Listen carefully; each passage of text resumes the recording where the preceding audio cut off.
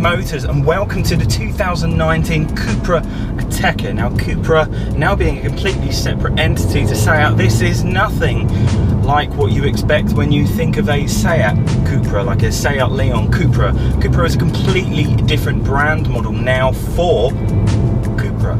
They are their own entity, so much of their own entity. They're setting up a new headquarters and they have bundles of new models coming out which aren't going to be derivatives of Seat models. They're going to be their own independent models. The Ateca is powered by a 2-litre TSI engine which has that DSG box that you'll see in the Volkswagen Audi group. That 2-litre TSI is from the Volkswagen Audi group. As a result, that 2-litre engine being in the Volkswagen group, it is that 300 PS. This one does 5.2 to 62, tops out about 153, and this car only costs just over, well, I say just over, it's just under 36, just over 35, kind of halfway between, and within reason they like to make sure that you get everything. That was a pheasant, by the way, that's why that happened. Within reason they like to make sure that you get everything that you could possibly want as standard, because then the valuation, the resale values are better, which means for you as a customer you don't end up paying for it because the car's worth more at the end. Now, from a driving point of view,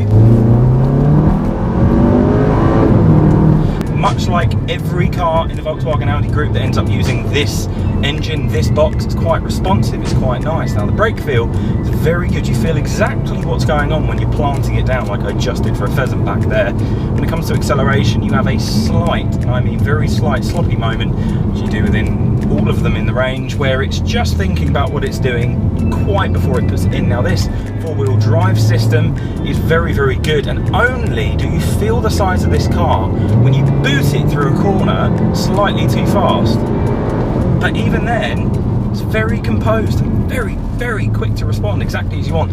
The steering doesn't give you the best feedback in the world, but equally isn't so totally numb that you don't feel connected with the car. You do feel relatively connected with this, and it does feel very composed and balanced.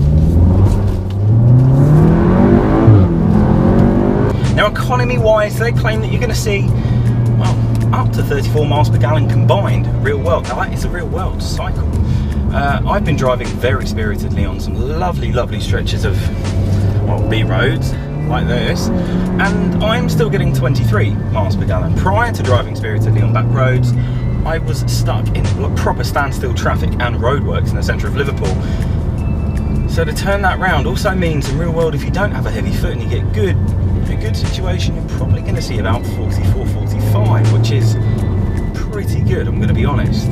Exterior styling wise, it's been beautifully changed to make sure that it does shout Cupra. It is everything that they want it to be. Diamond cut alloy wheels, beautifully kind of slightly more flared arches, extra indents, giving you the impression of performance. This car is performance, to be fair. To be honest, when you compare it to the likes of an SQ2, even though it's sharing the platform, this is better value for money. You don't have as many refinements, so when you come inside, for instance, there's more plastics, but they're hardware and plastics. It's Volkswagen Audi group. Plastics is what you're used to, it's what you expect. The infotainment and the digital cluster display in front of you, which is fully adaptive, that's brilliantly premium. It's all I can say. Standard sound system sounds very good. Front seats are comfortable. Front space is good. Rear space is very, very good, as you would expect for it being a pretty much a mini SUV. And the boot space is, well, many golf clubs, quite easily. In fact, this would be a great tip run car. In fact, this is a great family car. I think that's what I'm going to come to the conclusion with this. This is a perfect go everywhere, do everything family car, because within reason, during the week it does a school run, it gets relatively good fuel economy, it has good visibility and a good look around town. When it comes to the evening, or perhaps you're commuting to work and you're going slightly longer distances, then it's very refined and quiet on the motorway. Very, very quiet. When it comes to the weekend and you want to have a play, you've got 300 PS to play with, 5.2 to 62 miles an hour. Now, sure, there are cars out there that do it quicker, but they cost a lot more money.